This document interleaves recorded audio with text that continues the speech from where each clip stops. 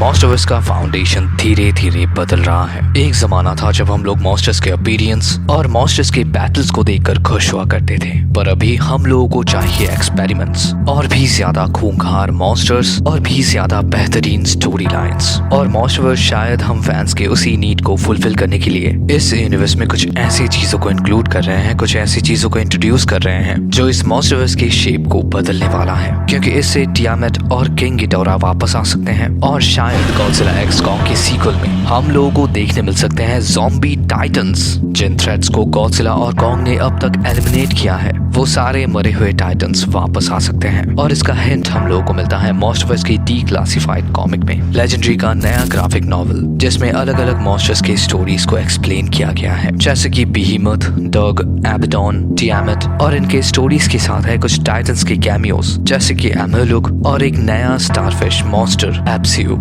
अब इन सब में जिस टाइटन का स्टोरी सबसे ज्यादा इंटरेस्टिंग है वो है टियामेट, क्योंकि इस स्टोरी में एक ऐसे प्लॉट पॉइंट को यूज किया गया है जो मॉन्स्टरवर्स की फाउंडेशन को बिल्कुल ही बदल कर रख सकता है। इस कॉमिक का स्टोरी गॉडजिला एक्स कॉन्ग में दिखाए गए गॉडजिला और टियामेट की उस बैटल के बाद शुरू होता है। टियामेट अभी मर चुके हैं, जिसके बाद मोनार्क साइंटिस्ट का एक ग्रुप उस बैटल के लोकेशन पर आते हैं जहाँ पर उन्हें मिलता है एक टाइप का पिंक सब्सटेंस जो टियामेट के ब्लड में था। ये पूरा लोकेशन टियामेट के ब्लड से कवर्ड है, और इन सब चीजों को टाइटन ट्रूथ पॉडकास्ट में एक्सप्लेन कर रहा है बार्नी हेज। उसे ये इन्फॉर्मेशंस मिले हैं मोनार्क के डेटाबेस से, जिसे उसने बस कुछ ही टाइम पहले हैक किया था। बार्नी को जो इन्फॉर्मेशंस यहाँ से पता चलते हैं उसके हिसाब से टियामेट एक बहुत ही एंशिएंट टाइटन है, पर टियामेट के ब्लड में ये पिंक सब्सटेंस पहले से ही मौजूद नहीं था। इस पिंक सब्सटेंस का रेडिएशन लेवल सूरज से निकला हुआ सोलर विंड के लेवल का है, मतलब ये पिंक सब्सटेंस प्योर रेडिएशन का स्टेरॉइड है। और अभी के टाइम पर मोनार्क इस पावर को अलग अलग चीजों में इस्तेमाल करने का सोच रहा है, लेकिन इस पावर का ओरिजिन क्या है? तो एक दिन जब टियामेट शिकार के लिए किविटोया नाम के इस लोकेशन पर आती है, तब उसे पानी में ये पिंक सब्सटेंस तैरते हुए दिखता है। टियामेट अभी उस सब्सटेंस के सोर्स के करीब पहुंचती है, जहां पर उसे मिलता है एक gigantic starfish like monster एब्सियू।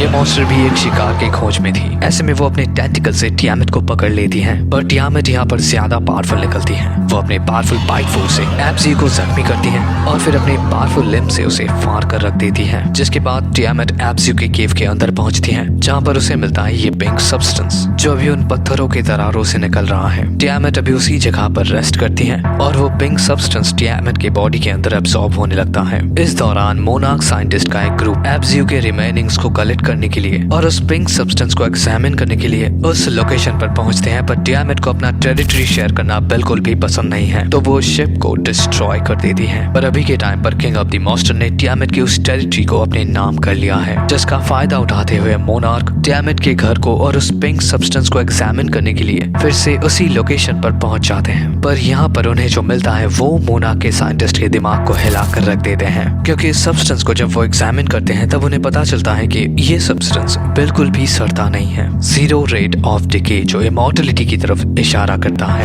Godzilla के हाथ ये पावर लगने के बाद वो अपने से भी तगड़े टाइटन्स के साथ भिड़ने चाहता है, पर तब क्या होगा जब ये पावर्स किसी इविल फोर्स के साथ या फिर कोई इविल इंटेंशन रखने वाले ऑर्गेनाइजेशन के साथ मर्ज होगा। मोनार्क कोई इविल ऑर्गेनाइजेशन नहीं है, पर उसके भी कुछ डार्क सीक्रेट्स हैं। बार्नी अपने थ्योरी में कहता है कि मोनार्क ऑर्गेनाइजेशन उन सारे डेड टाइटन्स को वापस लाना चाहते हैं जिन्हें गॉडजिला और कॉन्ग ने खत्म किया है, और इसी चीज को कहा जाता है टाइटन रिजरेक्शन, क्योंकि इसी कॉमिक के आखिर में हम लोगों को दिखाया जाता है टियामेट का कटा हुआ सर, और इस स्क्रीन पर दिखाया जाता है रेट ऑफ डिके 0%, जिसका मतलब है कि मोनार्क ऑर्गेनाइजेशन इस पिंक सब्सटेंस की मदद से टियामेट को फिर से जिंदा करने वाले हैं। लेकिन अगर ये लोग ऐसा कर लेते हैं तो फिर इन्हें रोकने वाला कौन होगा? क्योंकि इतने बड़े डिस्कवरी के बाद मोनार्क ऑर्गेनाइजेशन तो रुकने वाला नहीं है। वो प्रोबेबली उन सारे टाइटन्स को रिजरेक्ट करना चाहेंगे जिन्हें गॉडजिला और कॉन्ग ने खत्म किया है, जैसे कि वो क्वीन स्कल क्रॉलर, रमैरक, म्यूटोज,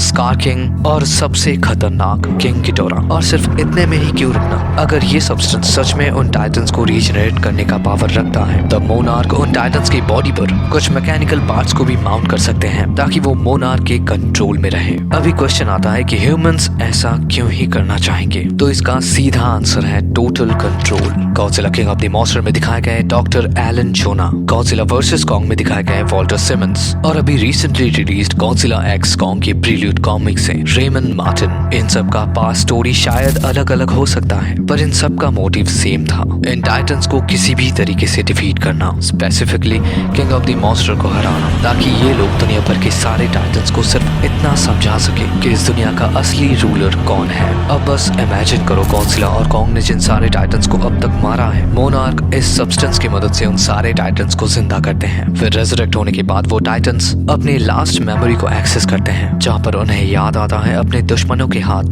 मरना, और तब वो टाइटन्स गॉडजिला और कॉन्ग के पीछे जाते हैं। वैसे ये एक अच्छा वॉट इफ बन सकता है, मतलब पॉसिबिलिटीज तो बहुत सारे हैं, लेकिन आपको क्या लगता है और कौन से टाइटन्स को आप जिंदा होते हुए देखना चाहोगे? कमेंट में जरूर बताना, और मिलते हैं आपसे अगले वीडियो में। Till then take care and peace out.